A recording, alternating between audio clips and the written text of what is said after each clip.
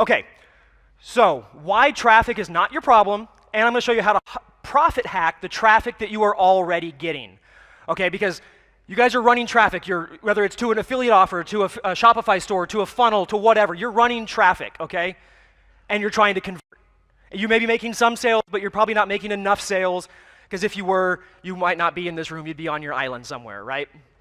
So since we want to make more sales, I'm going to show you how to profit hack what you're already doing and get jumped in. So real quick, on me, Chris talked a little bit about it. I won't go into too much on that, but family is my world, okay? It's the whole reason that I'm in business, and the reason I even talk about this, one, because I can't help but show pictures of my adorable kids, because my kids are freaking cute as hell. This is Peyton. She's wearing makeup. I don't like that, but it was her dance recital. She's 5. And then there's Paxton, who's, this is my favorite picture. He's now 1 and walking around, running. He's been running, but that's just my favorite picture. But anyway, the reason I do what I do is not for, okay? Money doesn't do anything for you. Trying to make in business when we're trying to make money and do all this stuff, but the real reason we're doing it, in my case, is for that. Is for my family. I don't care about how much money's in the bank account. I care what that money can do for my family in terms of a lifestyle and security. And what I want to impress upon you with that is that if you are doing this just for the love of money or for the chasing of money, you're doing it for the wrong reasons, and business will be so much more of a struggle for you because you don't have anything deep that actually makes it worth fighting for, because money is not worth fighting for. Okay? It's something deeper than that. I'm not a woo-woo guy. I'm not a big, personal development rah-rah guy, but that is the truth. Business will be a whole lot easier if you have a burning desire that is actually fueled by something that's truly important in your life. When I wake up in the morning, I know that's what I'm doing. Okay, so am I qualified?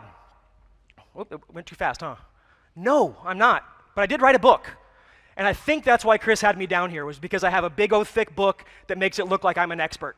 Okay, so if you guys haven't read this book, you can grab it on Amazon. It is kind of become the Bible of e-commerce. Now, my business would do better if I just had more traffic. You guys can relate to that, right? I've done it. I still say that. I catch myself saying that a lot of the time. Man, if we just had more traffic, we'd be making double the sales or whatever. And you know what? Honestly, it's usually not the case. So what we're going to do today is I'm going to talk to you about what you don't know about traffic and really point out some glaring holes of inconsistencies you're probably not paying attention to, so that we can then go, oh man, I'm wasting so much of the traffic that I'm already getting, and then I'm going to show you how we can get around that, okay? Okay, I'm just going to use that screen. So 70% of the traffic that visits your site leaves without doing anything. These are global averages that I'm going to be giving you. This is called the bounce rate, right? 70% of the traffic is going to leave your site. So you get 100 people to your website that you paid $1 a click for, paid $100 to get them there. 70 of them at least, if not more, are going to bounce. They're going to leave, but without doing anything within a few seconds.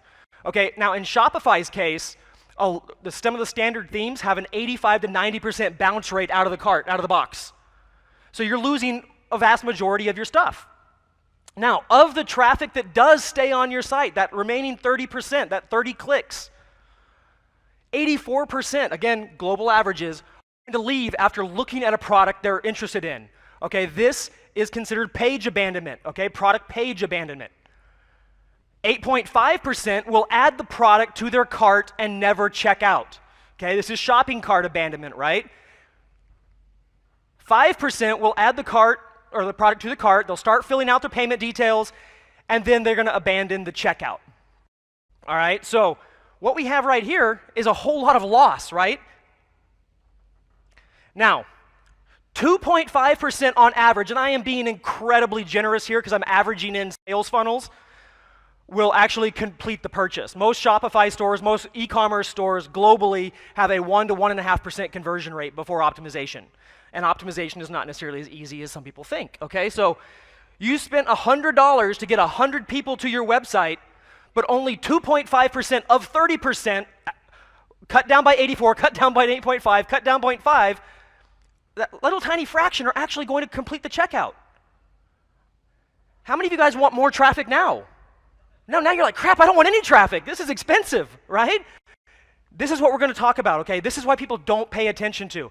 Now, if you look at all of this stuff right here, Some of you are like, well, yeah, I use abandonment protector, or I use cart hook. Yeah, okay, cool. You're talking about one little step out of a huge river of loss.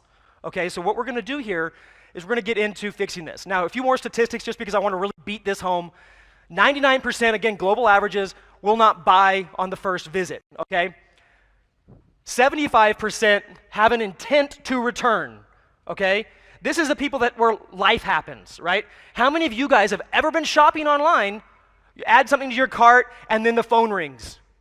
Or then your kid screams, or you got to change a diaper, or the boss says, get off your computer, get back to work, right? Something happens. Life gets in the way and you don't complete your purchase. Or you just add it to cart knowing that you want to check Amazon or you want to check another site before you actually purchase. These people have intention to return. Now, you guys are part of that 75%. How many of you guys have ever done this thing called forgetting? Ever? Right? Yeah, exactly. I forget all the time. So you had the intent to go back and buy that widget because you forgot. Okay? Now 25% of these people, they're out, they're just not interested. They're not the right fit at the right time. Now, there's 4 factors of these people that are going to affect your sales. So we have the bounce rate, okay? People who hit your page and bounce. Okay, this is basically that 70%. We have product page abandonment. These are the people that make it to a product listing page or a category product page, and then they bounce. Or this is a sales funnel, make it to your sales funnel or your review page, okay? Then there's shopping cart abandonment. You know what that is, right? They add to cart and then they leave. Then there's checkout abandonment. Okay, this is different than shopping cart. Checkout abandonment is somebody who has actually initiated the checkout. Okay, now the one problem with this in a lot of e-com spaces is people could think this is the same thing. They think shopping cart abandonment and checkout abandonment are the same. Do you think that somebody who maybe adds a product to their cart and then somebody else who adds a product to their cart and then clicks initiate checkout and starts filling out their details, those are 2 different levels of buyer? Would you guys agree? One of them is infinitely more valuable. So why wouldn't you treat them differently and address them in a specific way, right? Don't lump them together. Okay, now increasing the performance of any of these 4 factors will make a dramatic impact on your traffic, on your conversion rate. And what we're not doing here is we're not spending any more money. Okay, how many of you guys also have this thing called a budget? Like you only have so much money, right? We're not Branson, we don't have all these unlimited budgets. So you have an amount of money that you can afford to spend on traffic. And right now, you may want more traffic, but your budget may not allow for that. So let's utilize what you already have, and let's dial it in so that you can actually improve the quality and the conversion rate of your traffic. So we got to fix the leaks first. I'm a big visuals guy. I'm not a graphics artist, so this is kind of my hack of making a good-looking graphic. All right, so we have targeted traffic. We all buy Facebook ads, right? We buy paid media. We dump it into our store, which is the start of this pipe. But before it comes out the end as money, look at all the leaks. There's bounce rate, there's product abandonment, there's cart abandonment, there's checkout abandonment. All of those things are lost opportunity. Think about it like a water hose, right? You guys have all had a leaky garden hose, right? You turn the water on and there's no pressure because it's all leaking out the back or out of all the little splits in it, right? Same concept. If you can throw some Band-Aids on it or just put new pipe in there and solidify it so more people get through each process, you're going to be 10 times happier, you're going to make 10 times more money, and you're not going to spend any more money, okay?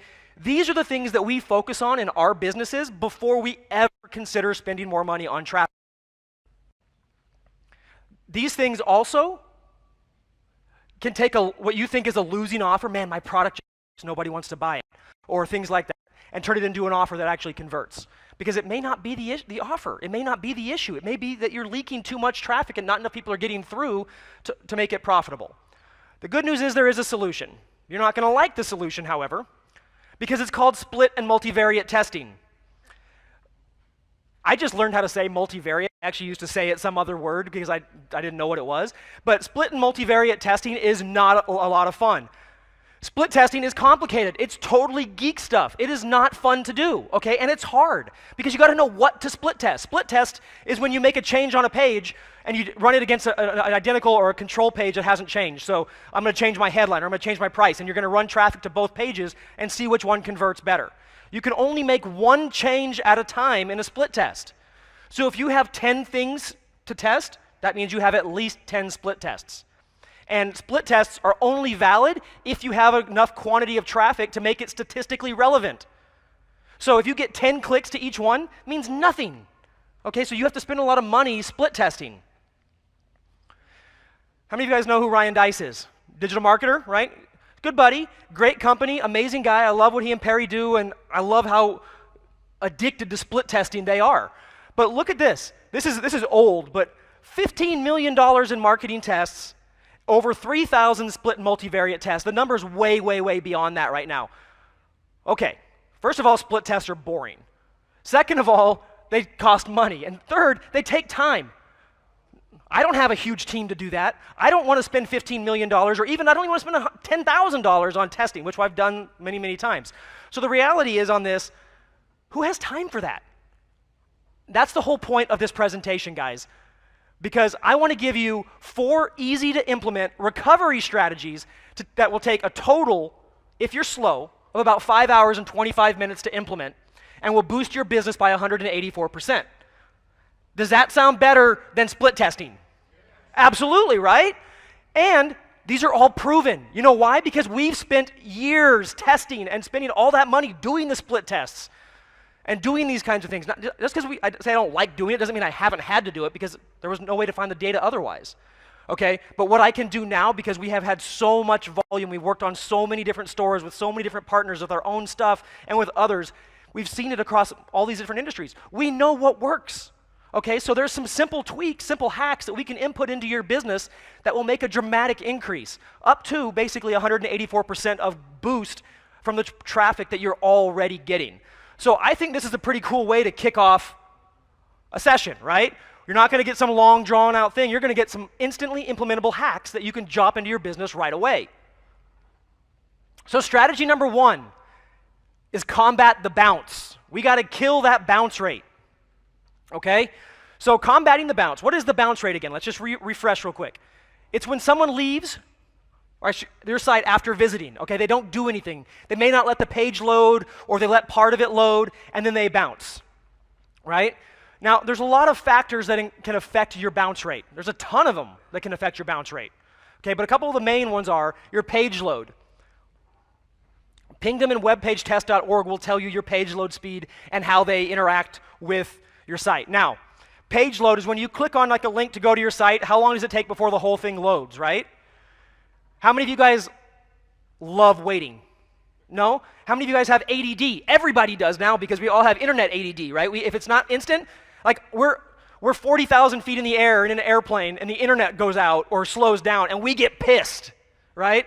Like we're sitting in a chair in the air flying with internet and we're upset because it's not fast. Like how entitled do we get on about some of this stuff? Well, bounce rate has gone through the roof because of that sense of entitlement that the whole population has, okay? Now, your page load can be fixed in a number of different ways. Page content. Is there a lack of congruency with the way they got to your page from the ad or the review page or the link or the email or whatever with what you're saying? Is there a lack of quality?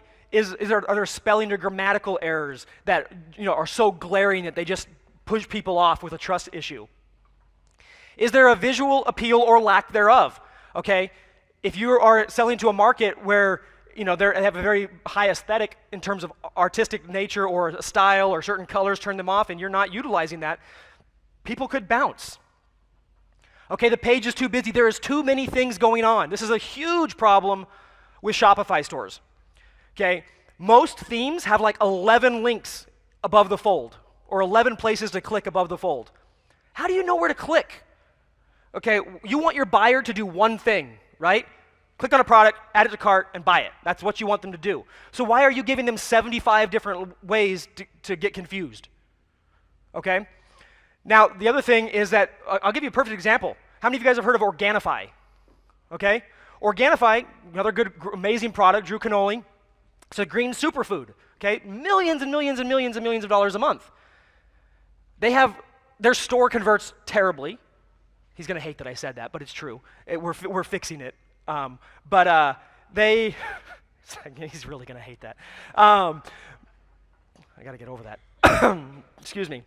But anyway, one of the problems is there are 64 different options on the homepage of products in the product spotlight. Do you know how many products they actually have? 4. They did combinations. Would you like 1 bottle and this and this and this? Would you like 2 bottles and this and this and this? And it's just ridiculous. And people are like, I don't know what to click on. There should be maybe, how many should there be? 4, okay? So things like that. Now, there's no clear action to take, just like that. What do I do? Now, if these are simple things to fix, like page load. One of the easiest things you can do with page load is simply optimize all the images on your site. And there's tools and there's actually apps that you can add to your Shopify store that will take every image on your site and compress it down super small and re-upload it for you. I think it's imageoptimizer.net or something like that, but there's some in the App Store as well. That right there will probably drop your bounce rate by 10 to 15%, okay, without doing anything else.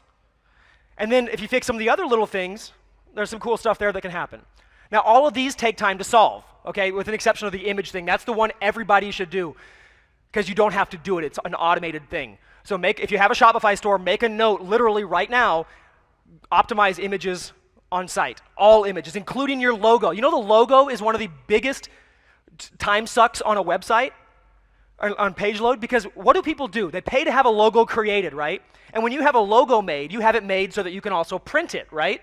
So it's a high DPI. It's very high quality, high resolution, which also means it's very big. Well, most people are not techie, so they take that same logo and it says upload logo, they upload the logo. And they're loading a 4.5 or 5 or 10 megabyte logo that's this big on their site when that file should be maybe 15 kilobytes or less. Simple things like that, guys. So make a note of that one. But again, most of these things take time, take testing, things like that to fix. What I'm going to give you is a bounce hack to help recover some of these people. Okay, this is instant. You're going to use exit technology to show an offer when they try to leave. So even if you don't optimize your bounce rate at all, you just say, hey, my bounce rate's 80%. I'm way too lazy to optimize my images. I just don't care enough to get my bounce rate down, which is none of you guys, but I'm just joking. So if you don't want to do anything, but you still want to save some of that bounce traffic, you can use exit intent technology. So what is this? Exit intent is when you are on a web page and you start to scroll up to the X button or the browser bar and try to leave the site, a pop-up comes up inside the browser. It's not an external pop-up, but it comes up inside the page you're on. Have you guys all seen those before? Okay. They work.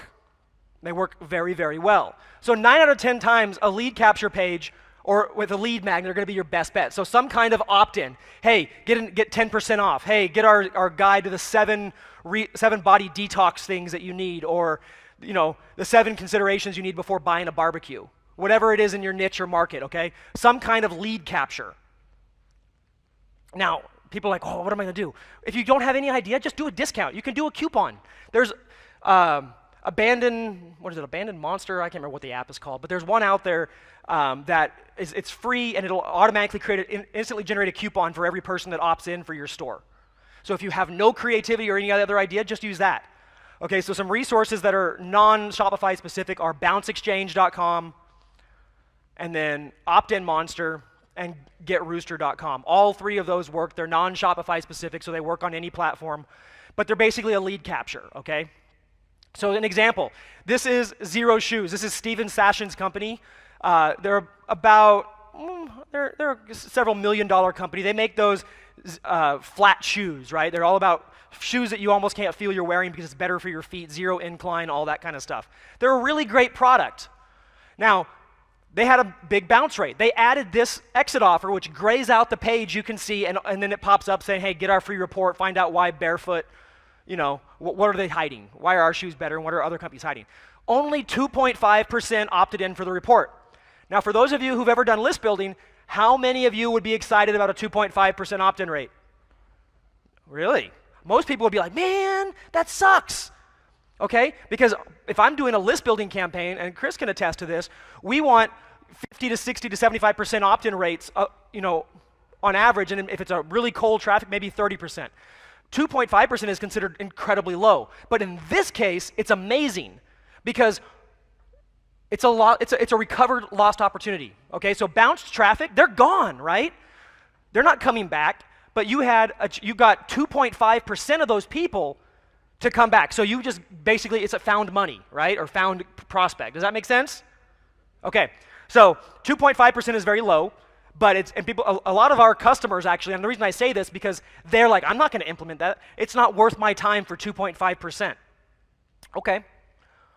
Well, 28.3% of the people who opted in on the bounce traffic that left purchased. Okay, so now, is it worth it? Well, yeah, because these people were gone. There was no revenue going to be made from these people. They just cost you money because you paid to have them come to your page, and they left. They're gone. Now, you recover 2.5% of them, and 28% of those people went on to buy. Okay, maybe now you're closer to breaking even on the traffic that you're losing. So it's a huge, huge, huge thing. Anybody of you guys know Neil Patel? So Neil, pretty good rock star, amazing content marketer, right? So now if you ever go to Neil's site now, there's like 17 of these things. You can never leave his site. It's like insane. But Exit Pops have doubled Neil's opt-in rate because his whole business model, content marketing, people opt in, and then the leads get farmed out to some of the different companies that he works with, and he gets paid either by the lead or when they turn into a sale. So it doubled his opt-in rate, okay? And it gave him a 10% lift in sales from traffic that was already lost. Okay, so this is a very simple thing to implement. Time needed to implement, 20 minutes, if that. Okay, again, I'm being very, very generous here. You could probably do it in a few minutes, especially if you use an app, in a coupon app, it literally takes all the time to search it, install it, activate it, set the percentage, and you're done. It'll integrate with Klaviyo, it'll integrate with GetResponse, any autoresponder you're using, and boom, you're building this list. And not only are you recovering them as a prospect, some of them are going to buy, but now you can follow up with these people via email, okay? And what else can you do with a list of emails? You can download it and then upload it as a custom audience. So you can utilize this stuff many different ways. Okay, that's a little bit more of an advanced thing, but I still throw it out there so at least you're thinking about it. Now, the next strategy is the look again. Okay? This one is all about page abandonment. All right? So product page abandonment is when a visitor views a specific product page and then leaves without adding the product to cart. We all do this, right? Probably a dozen or more times a day. We look at something and we leave, okay? Whether life happened or whatever happened, maybe we just weren't interested or just wasn't the right time, whatever. We leave, all right? We want to stop that. We want to get them to come back. So on-site factors as well as life factors can affect this kind of abandonment. It does not mean, though, that they will not buy. Okay, how many of you guys have ever heard, like, no means no, not now, not forever, right? When someone just doesn't buy, does not mean that they're never going to buy or that they're not interested in buying. It just means that something got in the way, right? For whatever reason. Whether it was just, hey, I'm busy, I'm just not interested right now, I'm tired, I gotta go to the bathroom, who knows? Does not mean they will not buy. So you want to show it to them again. We've all heard as well, right, that it takes multiple touch points to convert a sale. 5 to 7, sometimes as many as 12 touch points to get a prospect to eventually convert into a sale, right? Well, in this case, same concept. We just need to get them to see our offer again. Now, the trick is to get them to see the product more than once in more than one setting and in more than one location. And setting in terms of like, is it a review? Is it a product page? Is it on a website? Is it on Amazon? Is it on a retargeting ad? You want to just blanket them with it, okay? So, retargeting keeps products top of mind. Retargeting is awesome, right? It's like legal stalking. Okay, and that's why I love it, because it's cool to stalk people, and you can just follow them around. What we used to do, a funny side note, when Chris was talking about Dawn Wilson, back then we used to actually set up ads that would only show to one specific person back when we could use IDs, their Facebook ID to target ads. So we would stalk each other with ads. Because we were dorks, but it's kind of creepy when you're like, I know what you did, I see what you're doing, or you call them out by name. So retargeting gets in your face, and so some resources for retargeting. Perfect Audience is my favorite. It's a multi-network retargeting platform. It's free to sign up for. They actually give you an ad credit when you start. it allows you to build retargeting lists inside of their platform that can be leveraged on Facebook, leveraged on Twitter, leveraged on their web network, and on their mobile network, even on app installs. Adroll.com, another network. Okay? There's tons of retargeting networks, but these are the ones that we use. Sitescout.com. And then Facebook retargeting. Now, most people are only, if they're using any retargeting, they're only using Facebook retargeting. In our companies, we drop 5 pixels for 5 different retargeting platforms. We're retargeting across 5 different networks at all time.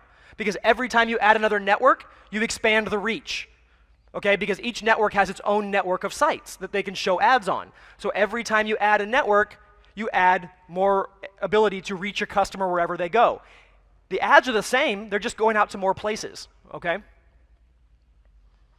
So an example of this, Teespring, t-shirt stuff, right? So you go to the Teespring page, you see the shirt, and then you get you don't buy, you get retargeted with the exact shirt. This is automatic, okay? This is something that Teespring does automatically with no setup required. Audimute, okay, this is a sound deadening panel company. We were building out our studio in Reno, and we had to get some sound panels. And so I started looking at all these sites, and this thing started following me around on Facebook.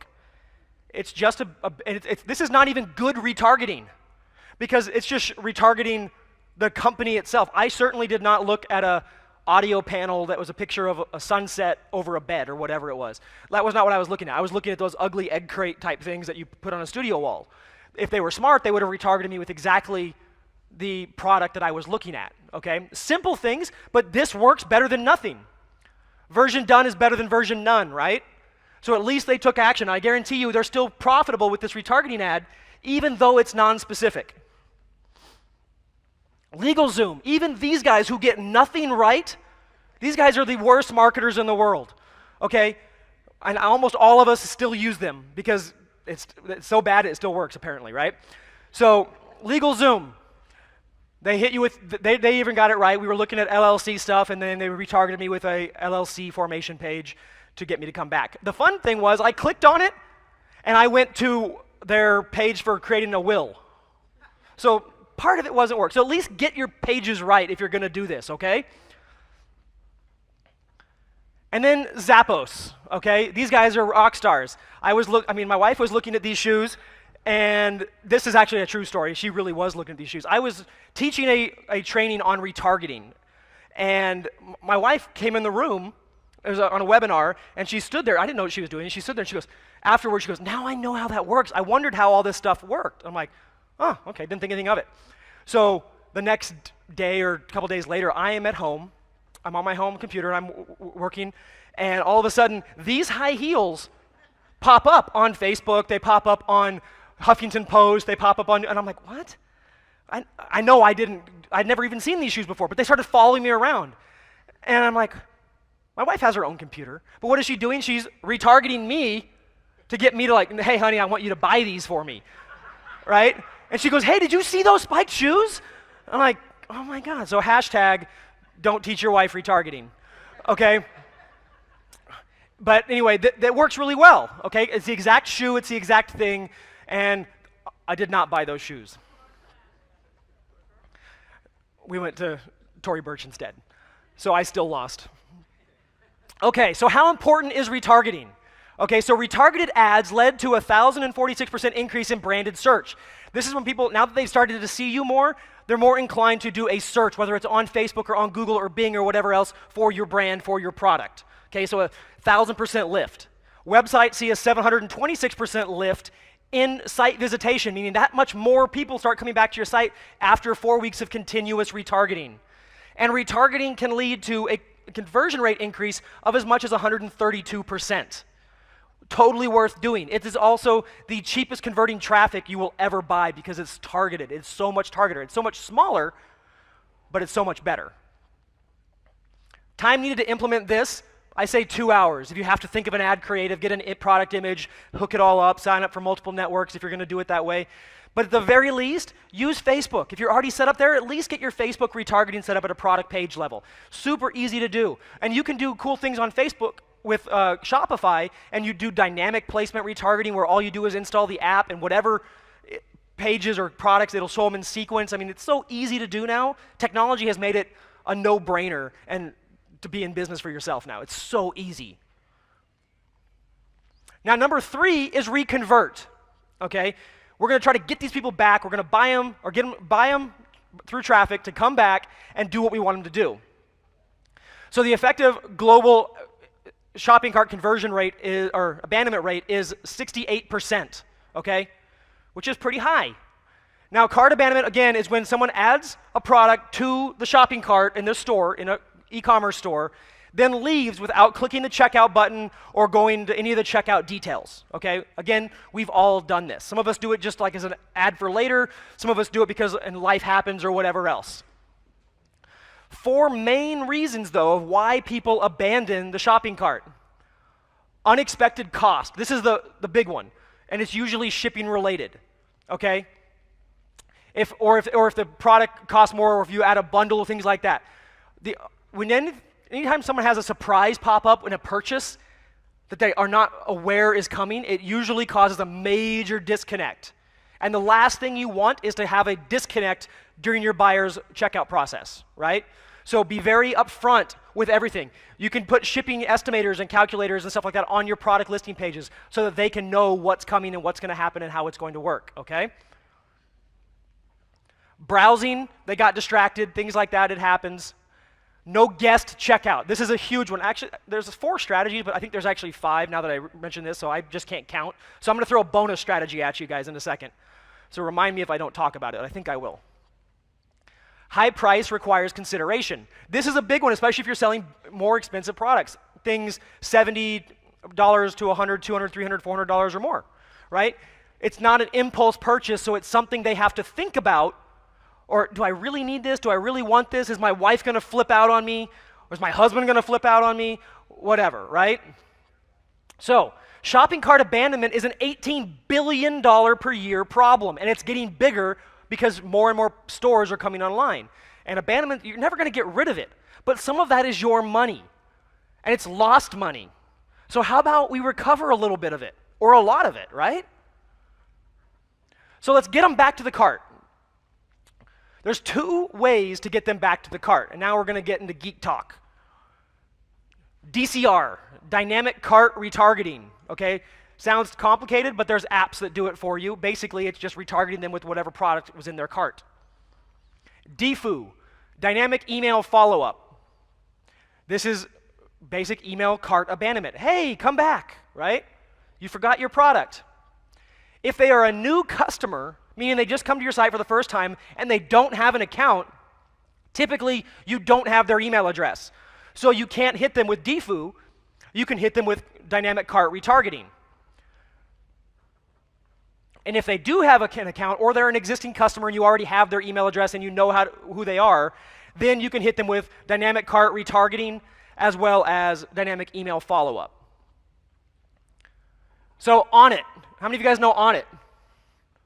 Big supplement and health company. They have their own brand of kettlebells and all kinds of crazy stuff. Huge company. The MMA guys talk about it all the time. This is something that they do, and it's terrible. So no guest checkout option. I fall into this category. What does this mean? 14% of people will abandon the checkout process, the shopping cart itself, if they have to create an account in order to check out. How many of you guys have ever done that? Think about it. I do it every time. It pisses me off. I want to check out. I'm looking for a fast buy-in experience. I'm spoiled because of Amazon one-click, right? I want to be able to check out. And I feel that it's intrusive and invasive of a company, and I don't logically think about this as I'm doing it, but after reflecting on it, I understand that I find it invasive that they're making me create an account like I'm going to keep coming back as another customer before I can even give them my money. I don't want it to work that way. But the other flip side of it is if after the checkout is completed, if they ask me to just create a password and I'll have an account, I do it every time and I don't care because it happened in the right sequence. So many people force people to create an account so that you get their customer details, and I'm all for that. But is it worth a 14% loss in sales? Not to me. because you can still reverse it and get that back and still get that cart created, still get that account created after they complete the checkout. It's a standard feature on an e-commerce store. You literally have to check or uncheck a button. So you want to make sure there is a guest checkout or an express checkout option. You could have the button where it's like express checkout, create an account. Or you could just have it go into checkout. That's my preferred option. So there's no guest checkout. This is actually the fifth strategy that I was alluding to, was the no guest checkout option. So if you don't have a guest checkout, you're losing sales as much as 14%. Okay, time needed to implement, 5 minutes. Why? Because you do have to turn on your computer, you have to get on the internet, you have to log into your store, and you have to click a checkbox. So it takes a long time to do. It's very technical. But I'm sure everybody in here can handle that. Okay. So this is dynamic cart retargeting in action. Okay, so ultimatesac.com. Not the most interesting name for a website. And the first example we did of this was with a blue sack. And one of my staff was like, you should probably change that. And I'm like, I don't get it. And I'm like, oh, crap. Okay, so ultimatesac.com sells big, giant sacks. And I was looking at it, and I was like, oh, cool. Okay, so then I left. We added a red one to cart. Excuse me. Added a red one to cart. Excuse me, guys. Let me grab a drink real quick. I'm sorry to blast your ears.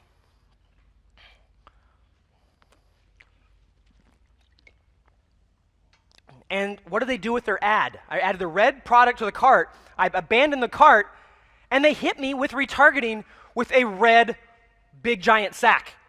Okay, and it could have just been a blue one or a green one or a generic one, but I was like, man, did I get lucky or is it intentional?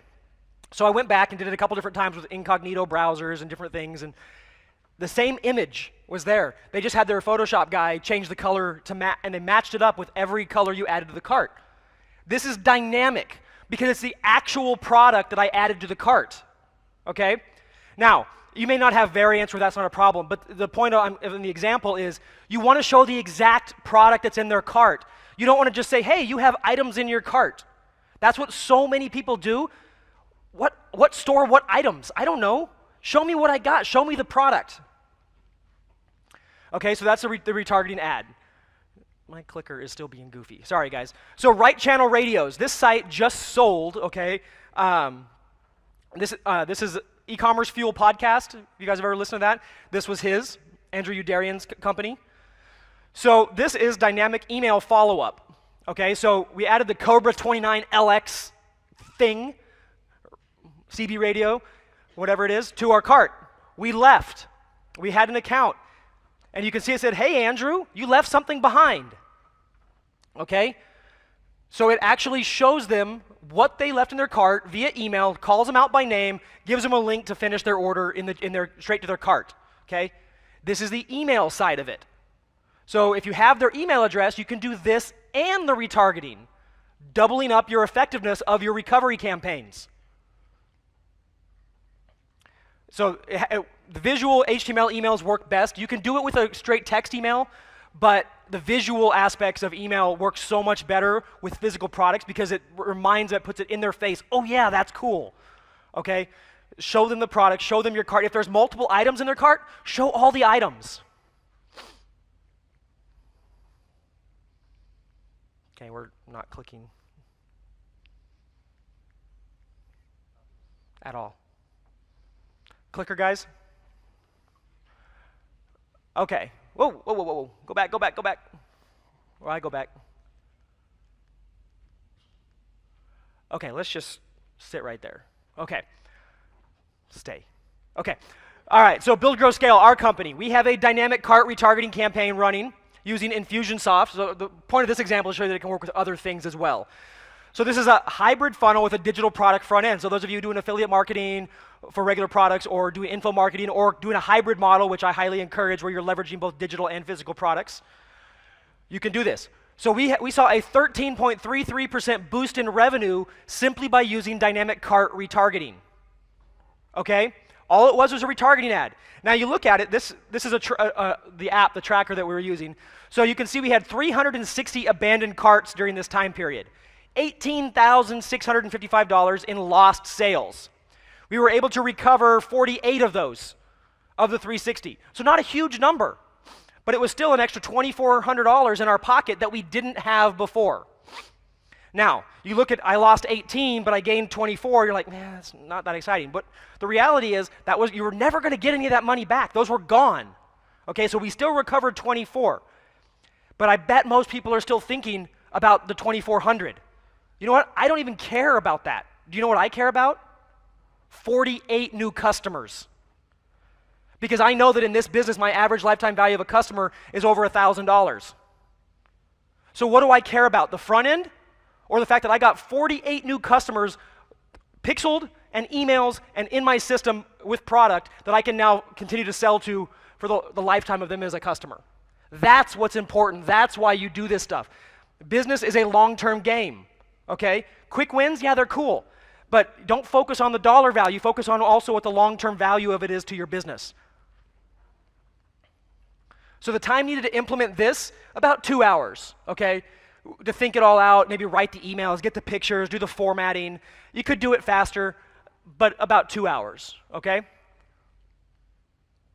Number 4 is the win back. Okay, so technically this should say number 5 because we talked about guest checkout as well as dynamic and email follow-up. But the win back, okay, so the win back is all about checkout abandonment.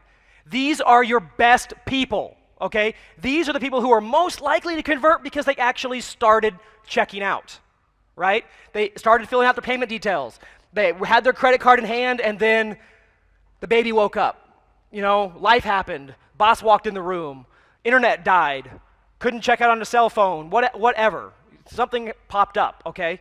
These are the highest likelihood of converting to sale, most likely to buy. All you have to do is recover them because they were going to buy and something stopped them.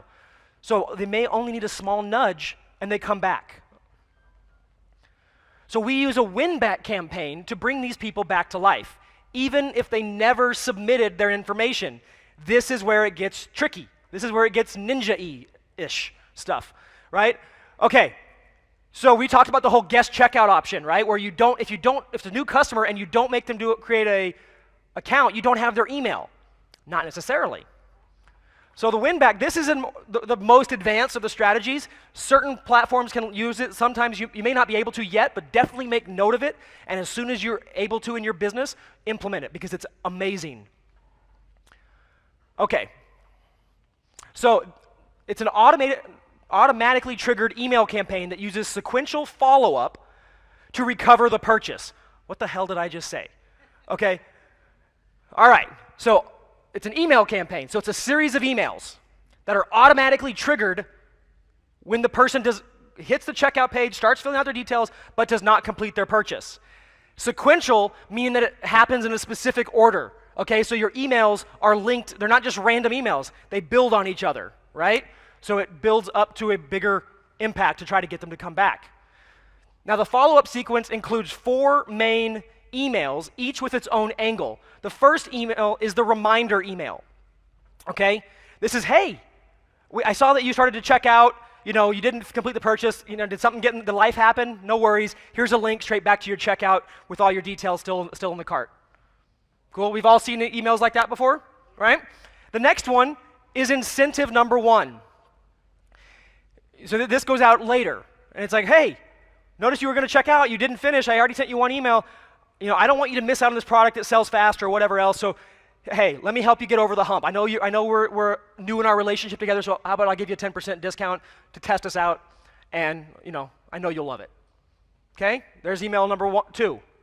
The next one is incentive 2, stacking the cool.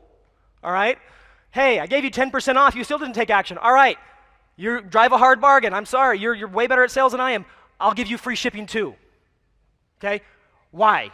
Because I want the customer, okay? If you can afford to do it, do it. Okay, maybe you can't. Maybe your incentive number 2 is say, hey, all right, from 10%, I'll bump it to 15%. Okay, you can do all these different things very simply. And then scarcity is the last play. Hey, we're going to have to put this, I'm holding this item for you. It's one of our best sellers though, so I'm going to have to put it back into inventory and you're going to lose your chance. When this sells out, it takes us 60 or 90 days to get it back in stock. Whatever the scarcity angle is that you can play, use it. The thing about scarcity, we've all been in the IM space, the internet marketing to make money space. What do you hate about scarcity? You hate fake scarcity, don't you? I hate it with a passion. So be real. These people are not jaded internet marketers, right? They're just consumers. You don't have to use fake stuff on them. Just be real with it. Hey, I'm going to have to put it back in inventory, and you're going to miss out. Okay? And this discount, I can't offer it any longer. My manager says I can only do this for 48 hours. Whatever it is, make the discount go away. Use scarcity, and you're stacking the thing. Reminder, incentive 1, incentive 2, and scarcity. So by the end of it, you've hit them with 3 different angles, actually 4 different angles, but 3 different intense angles to get them to try to convert. Notice what I did not do there. I did not give them something for free. I did not give them an incentive on the very first email. This is what everybody does. And all these gurus are teaching, hey, hit them with a cart abandonment email and give them an immediate discount. Or before they even leave their site, before they even leave the checkout, give them a discount. Okay, you don't know why they're leaving. They may not be leaving because they need a discount. They may be leaving because life happened. So why don't you try to get the full price sale first and then give them the discount? Because now now you don't look desperate. Okay? You actually look at, hey, here's your chance. And then you're going to be like, oh, you know what? And you be conversational with it. You talk to them as if you're a friend. Hey, I get it. You don't trust me yet. That's cool. I'll give you a discount because I know you're going to love the product, and I stand behind it. You're going to be happy with it. We're a small company, but I understand, first impressions are key, so to help make it easier for you, I'll give you a 10% discount on your first order. You're not going to be, if you were the consumer, would you be pissed about an email like that? No. You'd be like, oh, that's kind of cool. That's nice of them to do that. You'd probably even comment on it, right? So an example, Peak Design. Okay, they do some camera mount equipment thing. Okay, you add the product to the cart, you get the first email which says still looking around. Question, right? Shows them the product, go back to the cart. And then a little bit later you get the would 5% off help. They did not lead with a discount. They're like, hey, you still haven't purchased yet. Would it be cool if I gave you 5% off? Would that help you make up your mind? Maybe. It actually does. Automated win-back campaign gave them a 12% boost in sales in 30 days. Would you guys like a 12% boost in sales over 30 days? Heck yeah, right? And it's automated. It's set and forget. You write these emails once, set up the campaign, and it happens automatically. You don't ever have to touch it again unless you want to change your promotion. Okay? I'm a big, big believer in anything that you can do that automates the selling process, because you can't be everywhere at once. And if you don't have automation in your sales processes, you're going to be leaving so much money on the table that you're always going to be hand to mouth with your business. Okay, you need automated marketing in your business in order to help make it a more fleshed out and sustainable business model. Office Depot, go buy that really expensive soap, add it to our cart. They say, hey, here's your cart, you forgot this. And then they say, for scarcity, hey, tick top, your cart's about to expire. Okay, they're not saying, hey, it's selling out, we're never gonna have any more of this antibacterial soap, you'll never be able to get it again, this is the last bottle on the planet. They're not saying any of that crap. They're just saying, hey, we're gonna put it back in inventory, your cart's gonna expire. It drives sales. Nope. Okay, so this is American Defense Outfitters. This is a digital company in the survival space. Survival/gun/ all kinds of stuff. Conservative, older Republicans. Okay, you can see here 402 abandoned carts, $72,000 in lost cart revenue from people who abandoned. We were able to recover 45 sales and $8,000 in revenue. Okay, not quite 72, but again, 45 new customers. Okay, all from some automated emails that I didn't have to do any work for. Okay, we set the emails up. 15 minutes, the first one goes out, it says, hey, did you forget? The second email at 24 hours says, would you like free shipping? Would that help? And then 48 hours, how about 15%? And then the fourth email that goes out at 36 hours is your 15% discount is expiring. 4 simple emails, completely automated, set up once and forgotten about, that brought us another $8,000 in sales and 45 new customers. And you know what? I didn't have to think about it. How many of you guys would like to make money and gain customers without thinking about it? Okay? This is critical. This is easy. This is why business is so much easier, why the playing field has been leveled now. Because you don't have to have a staff of people, hey, I noticed you tried to check out, calling people. Nobody wants that. This is all automated. Using the win-back campaign has resulted in a 15%, as much as a 15%, increase in recovered revenue for both us and our clients. Okay? It has worked without fail across the board. Now, the time needed to implement this is 3 hours. Why? Because it's a little bit more technical. Got to write the emails, got to structure them, got to figure it out, got to figure out what app you're going to use. The cool thing is if you are using platforms like ClickFunnels or Infusionsoft or not Shopify, unfortunately, yet. They're working on it. Or some of the other store platforms, some of the WooCommerce things can do it. You have there's a technology available to you using Ajax code called intent technology. And what it does is as you type in your email address or your information, the website stores it. And so if you have the email field as the first level, it's going to be able to capture that email address as you type it in. So in our checkout pages, and I'm going to show you a case study in a second where we didn't do that, but we always now have the email field as the very first field in the checkout form. Because if someone's going to abandon the checkout form, it's usually a couple fields in. It's after they've already gotten down into the payment details or whatever. So the intent technology, as they type in, tannerisawesome@gmail.com, we're capturing that. They never submitted it, but we captured it, we added them to our list, and now if they don't complete the checkout, we can send out these emails. So this is how if anybody ever abandoned one of my products, which you better not, but if you did, you're going to get an email that, as you started checking out, it said, hey, I noticed you didn't complete the checkout. What's up? And you're like, how did you get my email? Well, that's how. It's intent technology. It's capturing it. ClickFunnels does it automatically. Some of these other platforms do it automatically. There's some plugins and apps and things you can do. Again, it's an advanced step. It's not something you're going to be able to do yourself. It's something that either, if it's not an app, you're going to have someone code it in. So it's an advanced step that is awesome when you are ready for it, okay? Or if your platform allows for it natively like ClickFunnels does. So with that, I don't even have to have their email address. Now I can retarget them because I dropped a pixel on the page, and I've got their email address because they're going to probably finish filling out the first field before they abandon, right? So the case study. I wanted to get a weird one for you guys that was just out of the norm because you're like, oh, people always say, this won't work for my business, or my product's different, or my service is different. So how many of you guys own a hotel? I don't either. Right? So one guy back, he's like, I don't own a hotel. I don't own one either, but I have worked with one, several of them. So the Lex Hotel, they're a boutique hotel. We used a tool called Logic, and we were using a win-back campaign. They hadn't gotten around to letting us give us access to their pages to set up the dynamic cart retargeting or anything like that, but we got the email thing set up. So with hotels, there's innate scarcity built into it when someone's checking for a hotel, right? What's that scarcity? Well, your trip's coming up, right? You've got to get a hotel before your trip.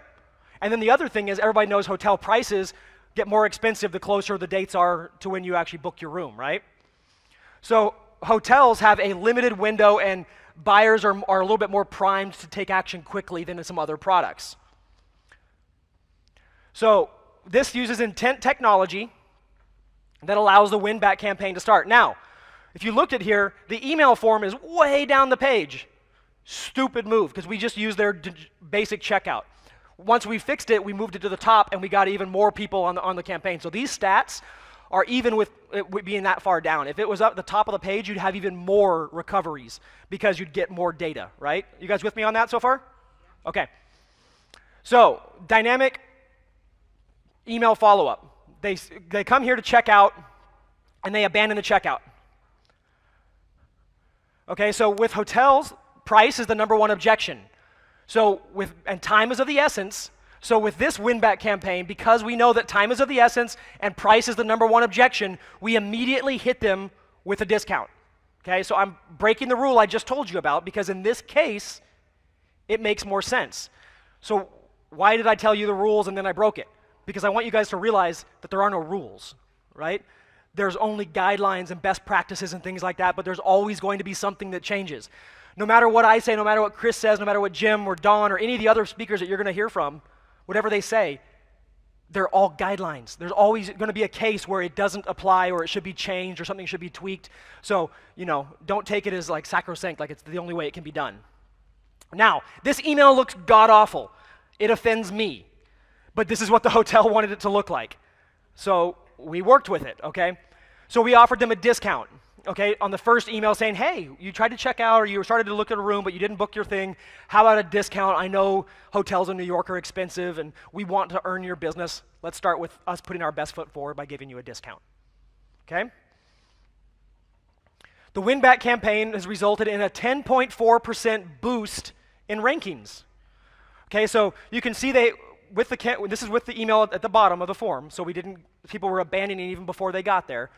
But we had 676 abandons, $145,000 in lost revenue, which would make this is one of the best selling features if you actually owned a cart abandonment technology. You just show a company how much money they're losing and they can't wait to hire you. But that's kind of sick, like, 145 grand. Okay, well, we were able to recover 15,000, which they were not excited about. And this actually blew my mind because hotels you think that with that kind of money flowing around, they should be smart, okay? And they didn't care about the 70 customers. They were like, man, the revenue sucks. I'm like, you got 70 people coming to stay in your ridiculously overpriced boutique hotel in New York where you have a restaurant, you have a bar, you have a gift shop, and you know that every customer who comes into your hotel spends more than just their room, right? How many of you guys have ever bought a drink at a bar in a hotel? Oh, right? How many of you guys have ever bought more than one drink at a bar at a hotel, right? Yes, you spend more money. So the average value of a customer is way higher than the booking. That's why a lot of hotels will actually lose money on the room because they know they're going to average it out and make it up elsewhere. This company didn't see that initially, but they're very happy they did because now their customer value is like, I think they average about an extra $600 in spend for every customer that comes through the door at their hotel. So, all from a simple email follow-up system with only 2 emails, okay? Nothing even crazy. How many of you guys can write 2 simple emails? Absolutely. And it's a lot easier of a sell than trying to get someone to book an overpriced hotel in New York, okay? So you don't have to worry about that. Your businesses are much, much easier to convert than they are. So, with the 5, not 4, strategies that we've just covered, have we spent any more money on traffic? No. Have we spent really any more money at all, really? No. Now, there may be a marginal increase because you had to buy an app or a software or something to make something happen or, pay someone if you really can't write an email to help you write an email. But really, there's no real cost, okay? And everything we've set up is automated, ongoing. So in 5 hours and 25 minutes, I've shown you 5 techniques that can give you a 184% boost in your business. And once set up, that will continue indefinitely because every new customer coming into your business, every new click, every time you buy traffic, all these pieces are already in place to try to maximize everything else you do. And that's irrespective of any actual conversion rate optimization, any bounce rate optimization, anything else that you do on your store. Or if you get better at buying ads and you get more targeted traffic. So this is a geometric increase, that's not the right word, exponential increase, let's just call it exponential, that sounds cooler. Exponentially bigger, maybe a little bit smaller or bigger, I don't know. It's a cooler thing, increase to everything you do on the front end of your business. As you feed your business, everything will grow by whatever you grew your business by when you first implemented this because everything just continuously gets better over time. Does that make sense? How many of you guys learned something? Good stuff?